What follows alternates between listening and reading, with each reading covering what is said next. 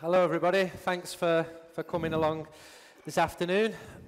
This is Jim White, he's a writer for United We Stand and does bits for the Telegraph, I think, as well. And Phil McNulty, who's the chief football writer for the BBC.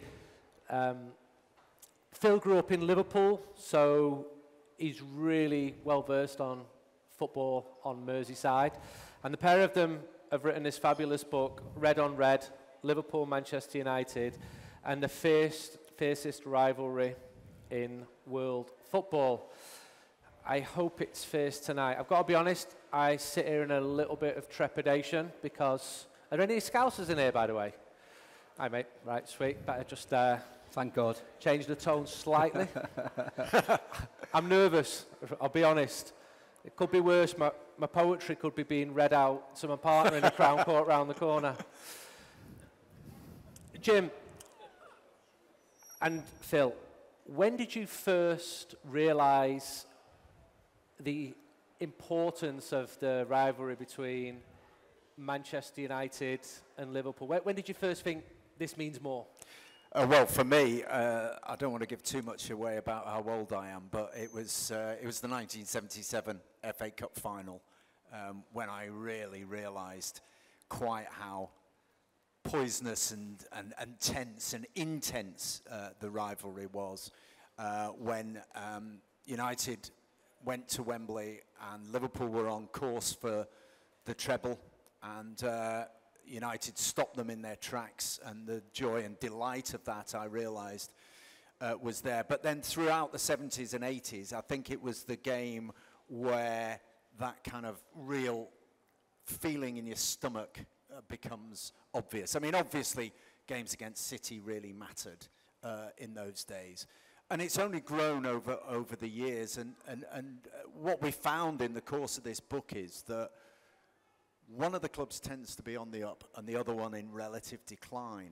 But even when that is happening, and it's a real oddity, this, you know, Liverpool were there, 70s, 80s, United in the 90s and noughties, now Liverpool back on their perch, as someone might have put it. That way, when the one's in the top, one's kind of sinking. But always, even if you were looking up or looking down, it was the one that mattered for me, and I think for a lot of United fans.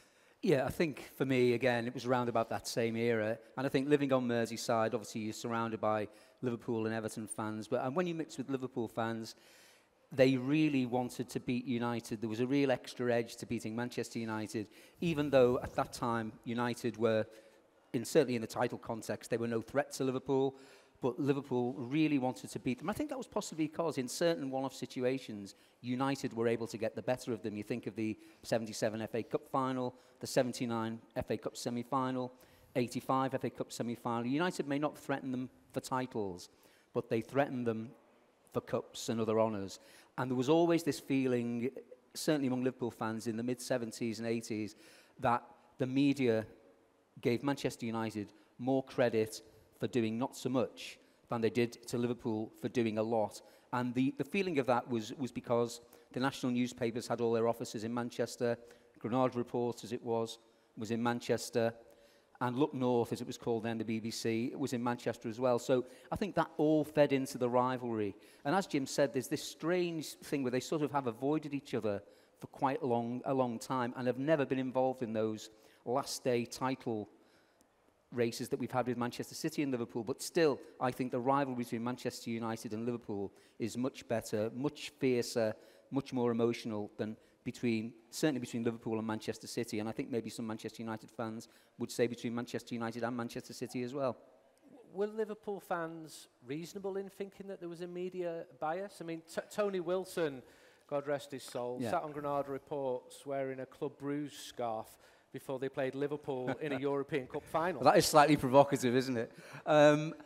That was certainly a feeling that was around at the time. And I think lots of football fans, I think all slightly paranoid and think everyone's against them, don't they? But there was one particular incident, and we were at an event at Liverpool last week, and lots of Liverpool fans remembered this. It was when Liverpool lost in the European Cup to Nottingham Forest after winning it in 77 and 78. the following night at the end of Granada Report, and probably inspired by Tony Wilson, who, by the way, also did a lot of great things to support Liverpool, certainly the musical and the cultural side of it. The montage at the end was Peter Shilton making all these great saves, crestfallen Liverpool players going off the pitch at the end, and then they started playing The Party's Over. And the song was played over these montage of disappointed Liverpool players. And a lot of Liverpool fans even now remember that. Now, obviously, football fans have got elephant's memory for anything that goes against them, haven't they? But that struck a chord. And maybe if there was this bias that they felt towards Manchester United, an incident like that maybe crystallised it a bit more. I mean, everyone in football terms often thinks the media's against them, don't they? We always get that. You hate us, you love us, that type of thing. But there certainly was that feeling in Merseyside, certainly in the 70s and 80s, that the media was more balanced and favourable towards Manchester United. And there was an irony there that when Alex Ferguson came down from Scotland, when he'd been at Aberdeen, he had set up the Glasgow duopoly as the great external enemy of Aberdeen. And he said, you know, the media's biased towards them, the referees are all biased towards them. And he brought that sensibility down to Old Trafford, and he reckoned and told at every opportunity that the media was biased in favour of Liverpool against Manchester United. You had Alan Hansen and Mark Lawrenson on Match of the Day. The Brian Barwick, who was head of BBC Sport, was a Liverpool fan. And he used that against them. So it's always up and down. It's always one lot thinks that the other lot get the favours. But definitely, I think in the 70s, what I think was really interesting is that for Liverpool fans, there was this real sense that them lot, they used to call us United fans the glams. It was a disparaging term, the glams. They get all the glamour, they're George Best, all that kind of stuff. And I think that's where all the Munich chants came from, because I think that sense that, you know, the phoenix from the ashes, all that glory, all that romance around United. I think Liverpool fans resented that in the 70s. And they started the Munich chants as a way of sort of cutting back. You know, what's going to really hurt United? We're going to go for their most sacred moment. You spoke to a lot of Liverpool fans as part of the book. You've brought up the Munich chants. What were people saying? Was there any justification? Have you spoke to people who admitted that they sang songs when they were younger about either tragedy and realised that they were wrong? Has anyone sought to justify it? I don't think anyone seeks to justify it now. I think that there were reasons. A lot of people... We spoke to Peter Hooton, who was your fanzine equivalent at Liverpool, and he had a fanzine, and he said they used to go into pubs in Liverpool to sell the fanzine, and people would be chanting the Munich chant, and they'd go up to them and say, "Look, lads, come on, this bit." Peter said they were quite often in danger of being turned on them. Those lads would say, "Well, you can't hate them as much as we hate them if you don't want to do the chant." I think most Liverpool fans... We did an event in Liverpool the other day, and there was a chap on the front row who said he used to sing that chant, and he's embarrassed and ashamed. And we spoke to United fans. United retaliated with the Shankly 81 chant. United fans would happily sing that, and now embarrassed about it and ashamed of it. And I think over time, people have begun to realise, look, that's not a great idea. But at the moment, at the spur of the moment, and I'm sure you were there in '85, which is one of the clashes that we deal with in the book, which was poisonous. You know, the atmosphere was horrible. Munich was coming from one end, Shankly 81 coming from the other end. It was really, really horrible. And thankfully, you know, tonight there'll be a few idiots on both sides going off with it, but I think the majority are against it. I don't think anybody tries to justify it, but they kind of understand it. And yet before that, in the 60s, United players like Paddy Crerand would go and watch Liverpool. They'd stand on the Kop. Bill Shankly would ring Paddy every Sunday morning. It wasn't a conversation because Paddy didn't speak. It was just Bill putting his opinions through to him. But there was definitely a rivalry, but certainly a lot of respect as well. I think there was a lot of respect because of the two managers. I mean, Sir Matt Busby, is known by everybody as a great Manchester United figure, isn't he? But of course, he was a captain of Liverpool as well. And the story is that he recommended to the Liverpool Board of Directors that they should appoint Bill Shankly when he was manager at Huddersfield. He probably regrets making that phone call, given what Bill Shankly then went on to do. But there was great friendship between those two managers, and I think that was then passed on to the players. And, I mean, even some of the players we spoke to from the 70s, Martin Buchan said he used to be a really big fan of Tommy Smith. And you can't imagine anyone being more anti-Manchester United than Tommy Smith. And he said, I always used to say to Tommy at the end of every game, I love you, Tommy. And he said, why is that? He said, because you're hard, but you're also unfair. And it was just, there was still that respect there. Whether it exists now, I think there is respect between the players now, but you certainly wouldn't catch Harry Maguire going and watching a game at Anfield, would you? Although I suppose you could say he watched one towards the end of last season when Liverpool won 4-0. But you just couldn't imagine it, could you? You just couldn't see players from Liverpool going and sitting on the Stretford end, or players from Manchester United going and sitting on the Cop or anywhere at Anfield. I mean, it's an old cliche, but times were just different then. And after the Hillsborough disaster, Manchester United went there in private. I spoke last week to Stephen Kelly, whose brother Michael died at Hillsborough, and I learned lots of new stuff off him. He said the pair of them adored George Best. Used to travel to Manchester to watch George Best. Celebrated George Best scoring in the European Cup final. It's just bizarre to hear this years later on how much they saw him as the fifth Beatle. Yeah. Well, we spoke to Bill Shankly's grandson, who runs a hotel in Liverpool named after his grandfather, and he had a story about George Best. Was it a telegram that Bill Shankly had sent to George Best, wishing him well in a particular game? And so there was that, I wouldn't say friendship, I think that's going too far, but there was that level of respect between both camps. The interesting thing about Busby and Shankly was that they were personally responsible for the last transfer directly between the two clubs. This game tonight should be called the Phil Chisnell Derby, because Phil Chisnell in 1965 was playing for United. Shankly rang up Busby and said, I need someone to come and play, and maybe as a kind of a fifth columnist, Busby sent him over. He didn't recommend anyone any good, did he? And he was the last direct transfer. So when we put this was the fiercest rivalry in world football, we got a lot of people coming back to us, yeah, but what about Celtic Rangers? What about Barcelona, Real Madrid? What about Boca, River Plate? Since Phil Chisnell moved and was the last player to go directly, you know, there's been 5 or 6 players who played directly moved from Rangers to Celtic. Similar numbers directly between Barca and Real Madrid. Nothing between United and Liverpool. And, you know, Phil talk about Michael Owen and kind of what happened.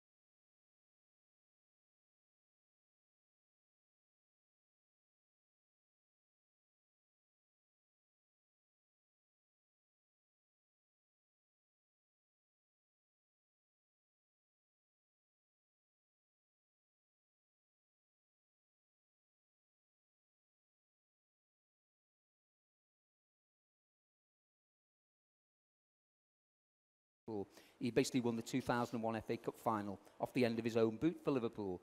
But the fact that Liverpool fans saw him signing for Alex Ferguson, saw him in a Manchester United shirt, saw him scoring a famous goal at the end of a Manchester derby at Old Trafford, it just reduced his status. I'm not saying in the eyes of all, but certainly in the eyes of some Liverpool fans. Because Michael Owen ended up at Manchester United, he's not as revered by some fans as he should be. And that, to me, shows the extent of the rivalry, that Liverpool fans almost couldn't set their eyes on Michael wearing a Manchester United shirt. Paul Ince was a fantastic player for Manchester United. I love the fact that they don't trade between each other. I love it that Gabriel Hines says, goodbye, I'm going to sign for Liverpool, and gets absolutely slaughtered for it. And Jordi Cruyff thought it'd be okay as well. It's ridiculous, but I like the fact that it exists and that they don't trade between each other. And Phil Chisnell used to work in the malt loaf factory in Urmston. Carry on. We spoke to a lot of players during the course of this, and what's really interesting in is that we fans have it in our hearts and our guts. But it's also really interesting to see that it goes into the players as well. It goes into the boardroom. It goes into all sorts of elements within it. And, you know, they really, really hurt. Gary Neville, for instance, really hurts. Liverpool, he said to us, ruined his youth because all he could see was them succeeding. And we talked about the 96 FA Cup final, the white suits final, and if anyone wants to see one of the famous white suits, they're on display. There's one on display in this museum when the Spice Boys, as they were called, of Liverpool, wore these ludicrous outfits, and you know, Manchester United were all businesslike and beat them. And we spoke to John Scales, who played for Liverpool in that game, and he said after the game he was so disillusioned with the direction that Liverpool were going. He looked for a transfer, and it was granted. And the place he wanted to go to was Manchester United. And he got his agent to get in touch with Manchester United. And we said to him, come on, John, what would have happened? You know, would you have, I mean, this is ridiculous. And he said, well, he was born in London. He thought he could get around it. He'd have got over it. You know, it wasn't like Robbie Fowler was trying to make that transfer. It wasn't someone who was a Scouser trying to come to Manchester. But I suspect Ferguson didn't want him, so it's irrelevant. But I suspect if Scales had come, it would have been a huge story, you know, a direct swap. We spoke to Jamie Carragher, and he said one of the things that convinced him that Roy Hodgson was not the manager for Liverpool was that United had played a lunchtime game on Saturday, and they'd come back from 2 goals down and won 3-2. And in his team talk that day to the Liverpool players, he said, you all need to be more like Manchester United. And he said, as a Liverpool manager, you can think that, but you can't say it. Because he said that illustrated to him that Roy Hodgson just didn't get it. He might think we need to be more like them, but to say to a group of Liverpool players just before they're going out to play, we need to be more like Manchester United, he just said, this guy is not for us. And obviously subsequently it proved that he wasn't. He was only there about 6 or 7 months, I think. But he said that was a really pivotal moment, because he said no Liverpool manager, no matter what they're thinking, should say to the players, we need to be more like Manchester United. And again, that goes to the heart of the rivalry. He just couldn't bear the idea of Hodgson saying we need to be more like them. He might have been right, but you don't say it. Who do you think Liverpool fans see as their main rivals now? I think in football terms, you'd have to say Manchester City. But I still think the greatest rivalry is between Liverpool and Manchester United. We spoke to fans, players, managers, both camps, and all of them said quite a similar message that, yes, City and Liverpool is the big rivalry at the top of the Premier League at the moment, but the rivalry that still runs deeper, still creates more emotion and passion and argument, is Liverpool and Manchester United. And 2 or 3 of them use the same phrase, you can't invent a rivalry. Liverpool and United rivalry goes back in history, the great title battles. One has been successful when the other's been down and vice versa. And I just don't think United and Liverpool fans feel that the same sense of rivalry with Manchester City that they have with each other, Liverpool and Manchester United. We've had those close title races between Liverpool and City over the last 4 or 5 seasons.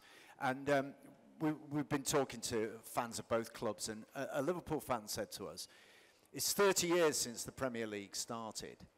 The one thing that the Premier League hasn't got that it would have absolutely loved to have in terms of marketing, in terms of international prestige, in that time, is a proper, full-on United-Liverpool title race. Imagine if United and Liverpool had gone to the last day of the season. Imagine around the globe what resonance that would have had. And one of the Liverpool fans we spoke to said they'd have been writing Hollywood movies about that. So I think that gives you an idea of why United-Liverpool is still the thing. Yeah, it's not happened. If it did happen, forget City and Liverpool. It wouldn't really count. You can see Liverpool and United globally. I remember Liverpool finishing 7th in 2014 and coming back from a pre-season tour of United in the Far East, and there was a man at Helsinki Airport in a Liverpool top, and he was an analyst. And he'd just been to Melbourne, where they played in front of 95,000, and he finished 7th. And I just thought, that is huge. Which other club could attract a crowd that big? And I don't think there's any apart from United. And if you look at Norway, for example, it's Liverpool are the biggest club at the moment in terms of paid-up members, not likes on social media, with over 1% of the population. United are just below. And there's a huge drop-off then to Chelsea, Arsenal, Tottenham, Manchester City obviously going up, and Chelsea as well. Why is it these two? I just think because of the global reach of the two clubs, they are the two huge global clubs. I remember going way back in my career, I used to have to cover Liverpool on pre-season, and literally they would get on a coach and tour around Scandinavia. And the fanaticism, certainly, particularly in Norway, in Oslo, was unbelievable. They were fanatics. They knew every detail of everything that was going on. They couldn't suck up enough information about the club. And I just think, as Jim said before, it's just the global reach of the two. In global terms, I think they are the two biggest clubs in the world. Maybe Real Madrid might have an answer about that. But Jim, you told a story about when you were working in Addis Ababa, and there was an illustration of just how big the rivalry is. Yeah, I was in Addis Ababa about 10 years ago, I think, and in the middle of the city, they were constructing in a square stands, grandstands, temporary grandstands, and a big screen. And I said to somebody, what's that for? And they said, oh, it's for United Liverpool at the weekend. I said, oh, right. Do they do that for all big games, Champions League final? No. Only United Liverpool. And when you think about it, Andy, these are the two most storied clubs. They're also the two that have won the most. So that rivalry is about, remember, the great thing that United fans did where when they were told in a banner at Liverpool, come back when you've got 18, and when they did, they went back and ran a banner across the top of the Anfield Road stand. Absolutely magnificent bit of deconstruction that was. And, these are two clubs that have won more than anybody else. That's why they've got that kind of resonance around the world. And it's who's going to get up top, who's going to go. At the moment, it's them lot. But, swings and roundabouts, provided we can get rid of the leeches who are in charge of the club, it might be us in a few years' time. It's Jim's favourite subject, this. Jim lost it earlier on when he was asked about the Glazers in an interview. He lost it live on radio in Ireland, and I was just sitting back thinking, I'll leave him to it. Started shouting at the host. I've seen some Liverpool fans in the last couple of days just saying, much as I dislike Manchester United, this ownership model should not be allowed. So even they can accept that this isn't right. I think if you look at Liverpool, I think the Liverpool fans who are here would probably think there, but for the grace of God, go us, because they had in Hicks and Gillette a similar bunch of American hucksters who came in and part debt on the club. The good news for Liverpool was that they were kicked out because they broke regulations and were thrown out. And they've now got an organisation that, listen, the Fenway Sports Group are not a bunch of philanthropists. They're capitalists red in tooth and claw. They want to make money out of Liverpool. But the difference between them and the bunch who run Manchester United, who shall not be named, is that they're good at it. They're efficient. They're professional. What annoys United fans or hurts United fans is they're not only leeches, they're inefficient, incompetent, useless leeches who are not doing the things that modern football clubs do. They're way behind organisations, even like Brighton or Crystal Palace or these clubs who actually have an organisation that from top to bottom is staffed by the best people available. I think also the other thing about Manchester United fans, and I think there is respect from Liverpool fans for this, is the protests and the unrest now, they're not some sort of Johnny-come-lately protesters who've just decided the results aren't good enough and want to protest about it. This has been going on for years. Manchester United fans were onto the Glazers very, very quickly, weren't they? And made their feelings known with various campaigns. So it's not just something that's happened in the last few weeks or the last few months. They were onto them right from the start. And I agree with Jim that the only way things will change markedly at Manchester United is if the Glazers go. Whether that will happen in the short or long term, I don't know. But I do have sympathy when I listen to Jim and his passionate outbursts on Irish radio, and I think, while I can have a little bit of a chuckle about it, what he's saying is actually true. That they are not, I was going to say they're not a force for good, they're a force for a lot of things, certainly not good, and I don't think United as a club will change or move forward properly until they've gone. Our next guest is Joel Glazer. He's just wanted to talk on that. It was him. Is there any player that you have seen for Liverpool over the years and thought, I'd love to have him at Manchester United? And do you think Liverpool fans have had a begrudging respect for any of the Manchester United greats over the years? Oh, I think that they'll have respect for lots of them. I mean, if you got them in a quiet room and said, who do you think, you know, I mean, who wouldn't want someone like Roy Keane in their team, or a catalyst like Cantona? When Cantona was trying to find a club in England, I don't know if you remember, he was actually on trial at Sheffield Wednesday before he pitched up at Leeds and then on to United. He was actually offered to Liverpool by Michel Platini, and Graham Souness was the manager, and Graham said that he was just fighting too many fires in the dressing room to take a chance on someone who, well, unpredictable, obviously. And in the end, he decided against it. Now, whether that was right or wrong, probably wrong, given what he did for Manchester United, but he just said there were too many things he was trying to deal with. But, I mean, you've got to have respect for, I mean, Roy Keane, for me, fantastic. But there's loads you could mention. Scholes, Paul Scholes, another one. The list is lengthy, and I suspect it'd be lengthy the other way as well. They might not sing it from the rooftops, but I think in a quiet moment there will be a long list of Manchester United players that Liverpool fans have great respect for. We, when we were on our way here, Phil and I were talking about, you know, often in newspapers ahead of a game like this, they do a composite team, don't they?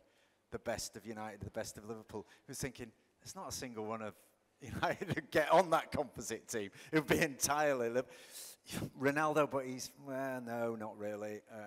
You know, there's not a single one. So I think at the moment, there are an awful lot of Liverpool players who United fans would like to see in a proper red shirt as opposed to whatever theirs is. But what I think is really interesting is it's not just us who think that. I mean, we talked about the lack of transfers across, but you know the story about Trent Alexander-Arnold, that his uncle was the club secretary at Manchester United, and Ferguson had got wind of Trent Alexander-Arnold tearing up the under-10s or under-11s or whatever it is, and thought maybe we'll be able to use a family connection here and get him across. I suppose as a junior player it wasn't such a problem, but Trent Alexander-Arnold is a Liverpool fan. He didn't want to go. He was quite happy where he was. And I don't know how many of you were in the Stretford end at the final whistle last year, but I remember standing in the Stretford end watching the Liverpool players coming off and everyone just chanting and booing, and you know, the full vitriol was being thrown at them. And Alexander-Arnold was conducting the Stretford end like that, you know, and you realised probably in his heart he was never going to come. But come on, having a right back at all would help, wouldn't it? It'd definitely help at the moment. There are so many sliding doors moments like that one that you mentioned. I remember Glenn Hussein was someone who United were after, and everybody really wanted him. And then United had to settle for Gary Pallister, who ended up enduring and being much more successful. Paddy Crerand was going to go to Liverpool. Lou Macari was about to sign for Liverpool. He was sat in the main stand. Well, Lou Macari, we went to see Lou at his place in Hanley, which is absolutely amazing place for the homeless people there. And he said that he'd agreed the deal with Bill Shankly, and he went to watch an FA Cup replay against Burnley. And he sat down in the director's box. Literally all he had to do at the end was sign, and that was it. Paddy Crerand came and sat next to him. He said, "What are you doing here?" Although I think we've toned that quote down from Paddy. "What are you doing here?" He said, "I'm signing for Liverpool." And he said, "No, you're not." He said, "You just sit there." And he went outside and rang Tommy Docherty, presumably using the old payphone. And the next thing he came back and he said, "You're coming to United." And Lou was up for that. And he always says he doesn't regret it, even though Liverpool went on to win much more. And he said the great thing was he signed for Manchester United, and the next day Bill Shankly said, "Well, I'm not bothered. I only wanted him for the reserves anyway." But Lou was, I mean, he was fantastic. Well, of all the people we met, I mean, he just lost in admiration for what he's doing. He's a great human. And he's got a great sense of when we were there was a guy who he was using one of the pods there, and he takes his money out of the bank and gives it to Lou Macari because he trusts Lou Macari more than the bank. And he came in and said, "Can I have £10? And we thought he was tapping him up for a handout. And it was actually his own money, but he gives it to Lou Macari. And as I say, the trust he has and all those people there, you know, that's one of the real human stories of when we interview people. And you're just lost in admiration for him. Brian Robson was wanted by Liverpool. Frank Stapleton was going to go to Liverpool. I think Mark Lawrenson was a Manchester United fan. He told us that. He said when he was at Brighton, he was going to go there, and you know, for his collection of medals, he probably made the right choice. Yeah. One of the great stories was Gabby Heinzer, of course, who was happy to go to Liverpool from Manchester United. And Fergie literally went through the small print of his contract to see if he could find anything that could stop him moving to Liverpool. And he found something that said the fee had to be paid in euros, which meant that Manchester United were only willing to sell him to a European club. And it went to a tribunal, didn't it, which United won. But the idea of Fergie literally going through, you know, he must not sign for Liverpool clause in his contract is quite an image. Anywhere but there, he Basically, said. that was it, anywhere but there. Those clauses still exist. Do they? Yeah.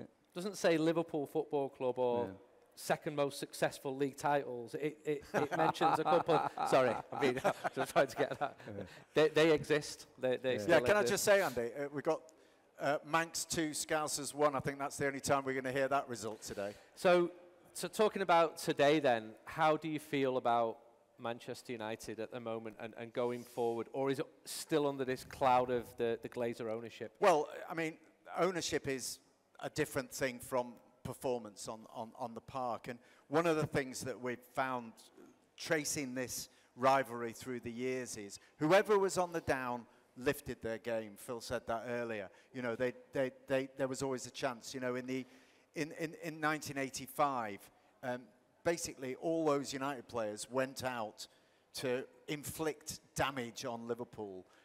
Norman Whiteside, the Scouse Buster, he was out there with that kind of determination. And I think what hurt last year, the scores definitely hurt, but the 5-0 and even worse, the 4-0 performance at Anfield was the lack of fight. So have these players got it to fight? Because you're mentioning Robson and Whiteside and Moses, and Liverpool were the top dogs then, but United would still get good results against them. Have the current lot got that? I can't see it. I honestly can't see it. I think Ten Hag has got a complete rebuilding job to do. I just cannot see, you know, Harry Maguire, Luke Shaw, Bruno Fernandes, you know, going out there with the spirit that those figures, like you said, Robson and Kevin Moran did. I'm driving him back to Oxford tonight. It's not going to be a great journey home, is it? What the clubs like to deal with as journalists? Fully, I've not had much dealings with Manchester United, really, in terms of ringing up and stories and stuff like that. But Liverpool are good to deal with. Liverpool are good. And, you know, you would know better about Manchester United than me. But certainly Liverpool's media operation is pretty good, and they're reasonably cooperative, yeah. United have got clauses for accents like yours. Not I think, yes, put the phone down, that's probably why that's happened. But I think that's an example of a properly run football club and a shambles. You know, I think it goes all the way through. And, you know, listen, I would not, and anybody who's in charge of Manchester United media, they've got requests coming from around the world. It's a 24-hour operation. It's a really exhausting thing. But the manner in which they deal with journalists compared to the way that Liverpool do, just the friendliness, it's on a different level. And I think that's part of the fact that everything at United is rotten at the moment. And, you know, the media relations is one of them. I think Liverpool were smarter in terms of the way they deal with the media. I remember pre-season 2018, Michigan, Manchester United, Liverpool, 105,000 people. Probably slightly more Liverpool fans there. I wrote that. How dare you say that's a disgrace, you know? And they're the type of reactions you get. And Liverpool's head of comms came up to me, introduced himself, said, I've read your stuff, I like this, I dislike that. Their level of knowledge was so much higher than some of the United equivalents. Liverpool won the game. Klopp was smiling, he was engaging with fans. And that was the day that Jose Mourinho said, I wouldn't pay money to watch my team. He later retracted that, but you can see all the small details leading to a bigger picture of a team going in one direction and a team going in the other. I think that's sort of an illustration of how Manchester United have been mismanaged over the last X number of years. I mean, I said to Jim, just think a couple of years ago, Carlo Ancelotti, Jurgen Klopp and Pep Guardiola were all managing within 35 miles of each other, and none of them were at Manchester United. And they were all managers that Manchester United had tried and failed to get. I mean, there's the story about Ed Woodward when he spoke to Klopp, relating that a Japanese tourist had visited Old Trafford and had described it as the adult version of Disneyland. And he retold this to Klopp, and it basically put Klopp off. Klopp wanted authenticity, he didn't want fantasy. And for Manchester United to miss out on that trio of managers, that is mismanagement. I mean, those managers you would think would be jumping at the chance to come to Manchester United. Whether they would now, I suspect it would take a lot of work and a lot of money to do it now. But they've just missed out on so many good players who've gone to other clubs, quality managers who've gone to other clubs, and at the end of it, you end up with what you've got now, which basically is nothing short of a shambles. Your book looks at the football rivalry, but are there other factors at play? Because you've got these two cities that are not that big, but their demographic globally so much bigger than their size. Famous for music. Some of the biggest groups in the world have come from these two places that are really close to each other. There's a social rivalry, there's the economic rivalry, there's the fashion rivalry. Liverpool were obviously wearing, Sambas in 1862 or whenever they came out. Does that all add to it as well? Absolutely, and it's a fascinating thing that actually they're two very similar cities. With this, they punch above their weight in terms of, as you said, in terms of their artistic output, in terms of their music, and so on. What's really interesting about the two cities is, if you speak to people about music, yeah, there's a little bit of rivalry about who's produced the best stuff and so on. I think they always have the trump card, don't they, in that particular argument. But Jerry and the Pacemakers. Jerry and the Pacemakers, definitely. But the thing that really has driven the animosity in a way that's different from other rivalries. So in Glasgow, it's all about religion. In Real Madrid, Barcelona, it's all about politics. It's about republicanism. It's about the Civil War. The Liverpool-Manchester rivalry is driven by football. And that colours everything. So you talk to people about the other city, and it's to do with the football. That's what drives it. It's the engine of animosity in a way that makes that a different thing from the other rivalries. So say Arsenal against Tottenham. That's to do with what goes on in the playground and what goes on in the workspace. Nobody in Manchester supports Liverpool. Nobody in Liverpool supports Manchester United. So that doesn't happen. There are one or two.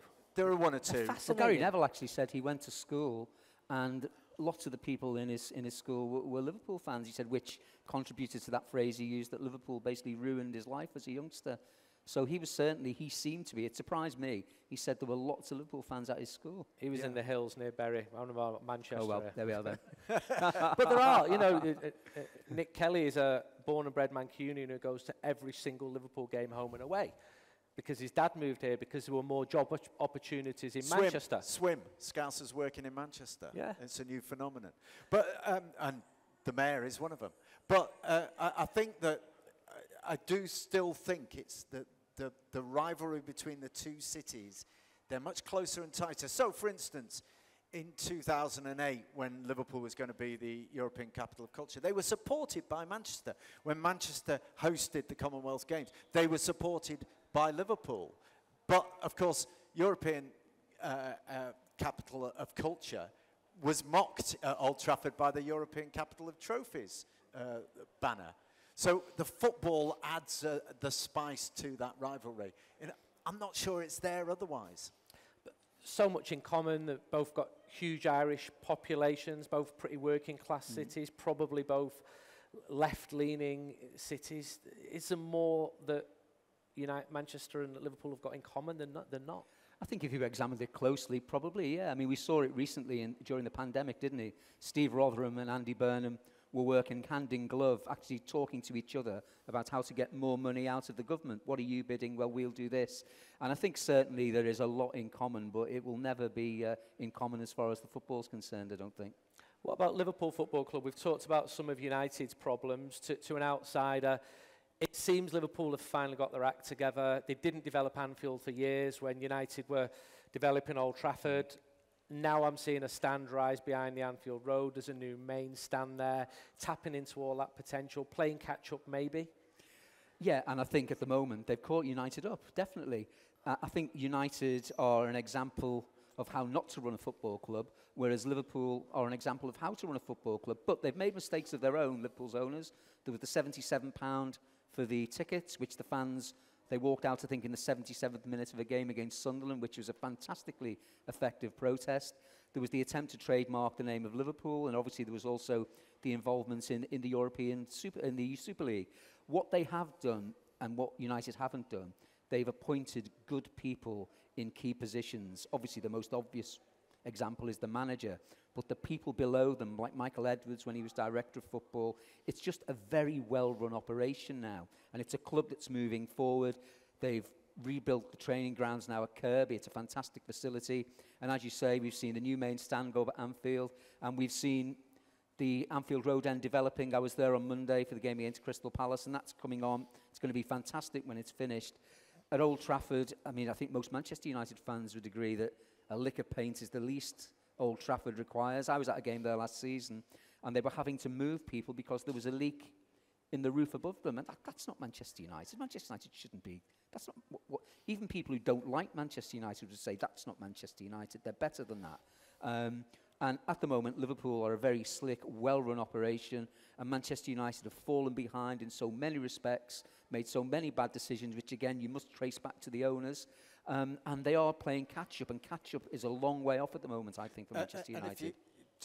You know, the one thing that everyone always says about the Glazers is, oh, they know how to make money. But actually, 10 years ago, Liverpool's revenue was half United. It's now they're breathing down United's collar because they've run it properly. I think they're almost close to overtaking in terms of commercial revenue United. And that is a remarkable turnaround. And it's partly because they're good, and it's partly because we're bad. When you both did this book, you had some incredible access to people who were very generous with their time. I don't assume that they've been paid to sit down and speak to you. And I know people like Gary and Jamie are very, very busy lads, and they've sat down with you.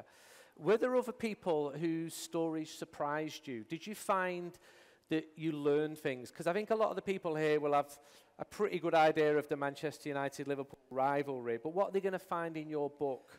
I think hopefully they will find a sense of the history of the rivalry and a justification of our claim that it's the fiercest rivalry in football. And to do that, we didn't just want to speak to people involved, players, managers. We wanted to speak to fans, people who worked in administration at the two clubs. We spoke to musicians, politicians, historians. We tried to give a full picture. I know you mentioned Gary Neville, actually, and there's quite a funny story about Gary Neville because we arranged to speak to him for 45 minutes because he was so busy. He said, I'm going to have to end you at 45 minutes. So we did our 45 minutes at 10:15. Sorry, lads, I've got to go now. I've got a meeting with the PFA. He said, but I've got so much more to say. I need to book you in for another 45 minutes, which was very typical of Gary. But I think to answer your question, I think we've tried to speak to as many people as possible to get the full rounded picture of the rivalry and try to justify, and I think hopefully we have, the suggestion on the front of the book that this is the fiercest rivalry in football. And we found out lots of little details that we hadn't been aware of before. We spoke to Ron Atkinson, who was manager of United when they were really challenging Liverpool for the cups in the early 80s, and he told us a story that is, I mean, it just sounds so improbable that Phil and I kind of looked at each other and said, "Can't be that? No, that can't have been true." But it was, which was after 1983 when United won the FA Cup, Liverpool were the champions. The agent Pina Zahawi was just starting out, and he invited Ron, who was never shy of a commercial opportunity, to go to Israel to open a new hotel. And when Ron arrived, the Liverpool team were there, because in those days, they used to have a post-season holiday trip that they would go away from. And the guy was... Pinazari said to Ron, look, we're going to have a five-a-side tournament with some of the locals. Will you manage the Liverpool team? He was the manager of Manchester United, and he managed the Liverpool team. And he decided what would be a good idea was, they were playing some waiters or whatever. He would have the English Liverpool lads in one five-a-side team, and the Irish, etc., Scots in another five-a-side team. They play each other, and then they play each other in the final, and it would be good to watch. Unfortunately, they were on R&R. They were all so hungover when they played that both of them lost to the waiters that they were playing. So the final was between two bunches of Israeli waiters. But imagine that happening The other thing he said was that Ian Rush was playing against these local lads, and Ron, Manchester United stroke Liverpool manager, Rushy got trapped in the corner of the five-a-side pitch, and this local guy was kicking what sits out of Rushy. And they said to Ron, aren't you going to stop that? He said, oh, no, I'm encouraging him. Love it. Imagine that now, how that would get out, because it would get out within minutes, because somebody would have a phone and it would explode with all the plethora of reactions with that. Are the two clubs almost too big for the cities that they're in terms of the media? When I look at the Manchester Evening News, the Liverpool Echo, I think they draw so much of their traffic from Manchester United and Liverpool stories, mainly transfer stories, that it almost distorts. Is this actually a newspaper for Manchester or for Liverpool? Yeah, I mean, they are huge institutions, I mean, globally. I try to think culturally what do we export as a British nation culturally? I think the biggest export we have is the Premier League football. And I think that, you know, Liverpool and Manchester are the ones that are now just exploded around the world and probably, as you say, almost too big for the things. What was it Elon Musk didn't he joke that he was going to take over Manchester United? He'll probably put them on the Mars, wouldn't he, if he got them? In terms of the media? Well, I still think Manchester United and Liverpool are the two biggest drivers. Which is the biggest? At the moment, I would probably say Liverpool. Liverpool? Yeah. So why did Liverpool only have 2 correspondents on their pre-season tour of Thailand, which United won, and Manchester United had 17? And I spoke to those 2 Liverpool correspondents, and they said, it's because we're fine, we're winning. Yeah. It's not that interesting. Well, exactly, that's it. I mean, Liverpool at the moment is a very smooth-running story, isn't it? And in the media, I mean, I'm as guilty of it as everybody else. We love a crisis, don't we? And we were talking before that 2 clubs where if there are problems, they become escalated and almost out of control, are Liverpool and Manchester United. And Manchester United are a crisis story at the moment. It's like a car crash stuff, isn't it? Whereas Liverpool is this smooth-running operation. As Jim said, certainly financially, Liverpool are catching Manchester United up, and you would never have said that just a few years ago. But Manchester United is still a huge story, a huge club. And it was interesting how they always watch each other, even when one is struggling. Because when we spoke to Gary Neville, he said even in the noughties when United were streets ahead of Liverpool in terms of winning titles, the phrase he used was, he said, we always looked in the rear-view mirror to see where they were. Where are Liverpool? What are they doing? Are they going to get it right? When will they get it right? And again, to me, that hints at the rivalry that, yes, Arsenal, Chelsea, people like that, but Gary said, and the phrase rear-view mirror, where are Liverpool? That's a compliment, isn't it? Absolutely, and it's a sign of respect, isn't it? And I think Peter Robinson, Liverpool's chief executive in the 80s, always said, if them lot down the road get their act together, we're absolutely done for. Yeah, Jan Molby said that. He said when he was signing a new contract, and he said he always used to mention it to any Liverpool players who were signing new contracts. He said, just remember, he said, if that other lot get it right, then we're in trouble. And the other lot wasn't Everton or anybody else. It was Manchester United. Final 5 minutes now, because there is a small matter of a game at Old Trafford tonight. It may have been on your television screens. Been a little bit of media around this game this evening. Make us smile, Jim, or at least the Manchester United fans. Just, this might be the only bit of good news we hear today. Just take us back to your greatest moment as a Manchester United fan in the Liverpool fixture. And as a neutral that you are, one who's grown up in Liverpool, absolutely, you can give us perhaps a Liverpool angle on that one. I mean, there's so many, aren't there? I mean, I think I will go for 77 because United were not expected to do anything. Liverpool going for the treble. And interestingly, Lou Macari and all the guys we spoke to about that game, they said they weren't motivated by stopping Liverpool winning the treble at that time. They were motivated by winning the cup, having messed it up the previous season. It's only afterwards, it's only in the years beyond that stopping Liverpool getting the treble means so much. And, you know, they now never need to buy a drink because there'll be a United fan come up to him and say, "Treble Busters, we love you." And I just remember that. It was so unexpected. It was almost as unexpected as if United win tonight. You say treble busters. I was once interviewing Diego Forlan in Montevideo, and my brother called me, and I said, I can't speak, I'm with Diego Forlan. And he went, "Yes, the effing Scouse Buster." And Diego heard this. Is that what they call me? And his chest was puffed out. But he also tells a story of when he played for Atletico Madrid at Anfield, the cop applauding him off. He played really well, so he actually respects Liverpool as well, and I've not managed to change his opinion on that. Sorry. What was that again? So, no, I'll go for a recent one. I will go. Whoa. We're a bit sore about all this. Can you not just can we have a 5-year limit on this? Don't give him all the leeway, just because you two are in it together. I will go for Mo Salah's second goal in the game at Anfield in 2020, because it was the moment when the cop finally sang, "We're going to win the league," after that gap of 30 years. They'd won 4-0 at Leicester on Boxing Day, and they'd sang it. And Jurgen Klopp had said, "Don't sing that song. We're not, we're nowhere near winning it." When they scored the second goal against United, the whole ground started singing, "We're going to win the league." And I think that was because not only was it a second goal that won the game, Salah with his shirt off, Alisson racing the full length of the pitch. I think it was when finally the Liverpool fans felt the 30-year wait is over, and what helped them into song was the fact that it was Manchester United. I think if it was any other club, they maybe wouldn't have sang that. But they'd had these 30 years when Man United were so dominant that finally they could see the end in sight. I mean, I am old enough to have reported on Liverpool winning the league in 1990. I was at the game when they won it. And if you'd have stopped any Liverpool fan at the end of that game and said, "You better enjoy this, because it's not going to happen for 30 years, they would have thought you were mad.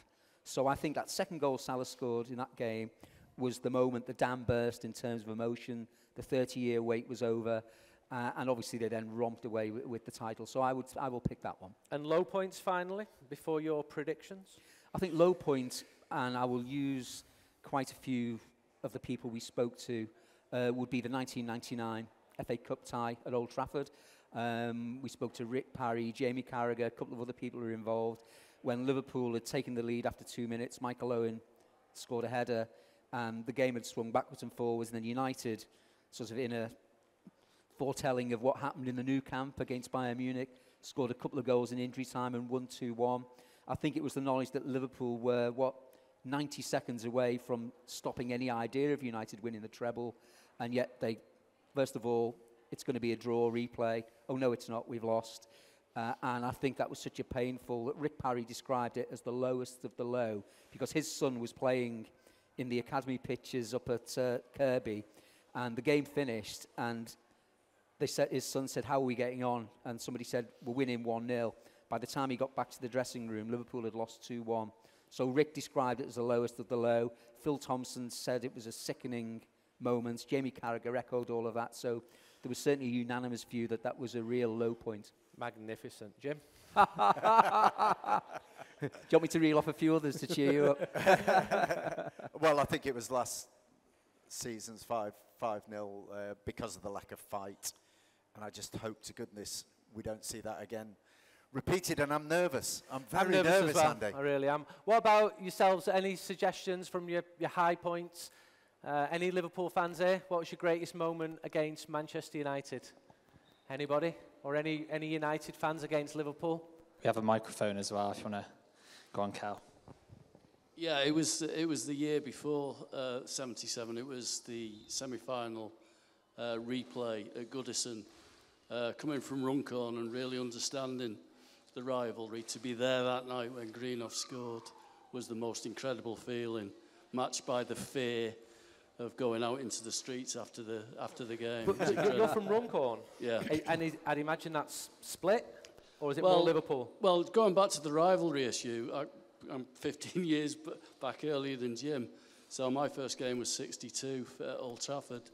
But the rivalry was very much, in Runcorn, was United and Everton. Everton predominantly. There was very few Liverpool fans.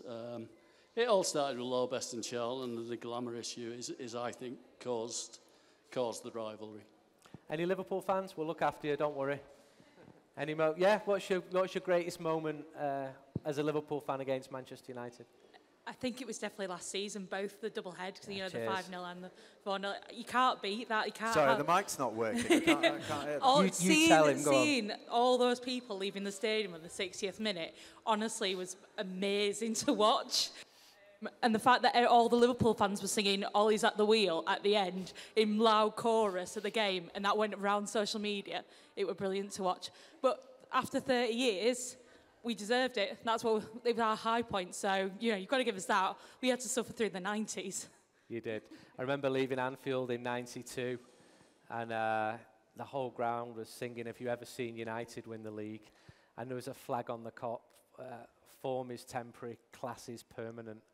And I genuinely thought I'd never see Manchester United win the league in my lifetime. It's just amazing how it swings so far, the pendulum on both clubs. He describes that in the book, but he uses lots of words that you won't be saying here to describe it. Can we have a prediction, please, for the events this evening at Old Trafford? I think if it's a 0-0 draw, I'll be celebrating like they've won the cup. But I can't see that. They've got so much strength, and I can't see anything at United that's going to stop them, I fear. I mean, I'm like Jim. I look at United and think, are these the sort of players who are going to really raise themselves to the standard that will beat Liverpool? I just don't see that. I will say 3-1 Liverpool. Who do you think is going to win tonight? Can I have a show of hands, please, for a Manchester... And you be totally honest, not be biased. honest. Manchester United to win this evening. That's brave. Or a draw. See, pessimism from a Liverpool fan. Liverpool always. to win again. Yeah. I think that's pretty fair, isn't it? Just given the strength of the two teams. But it's amazing. You're always we're always pessimistic as football fans. But you always think your teams. You never think they're going to win. I'm an optimist, and it's gone. I went in the away end. I'm sorry, I'm being honest. I went in the away end in April. I didn't want to go in the press box. I felt my team needs me, and I stood there. And because I'm an idiot, I thought we're gonna win it. And like first 2 minutes, it's still 0-0. And then after 3 minutes, it's just going well so far. And just to suffer the whole of that massive new main stand laughing at you.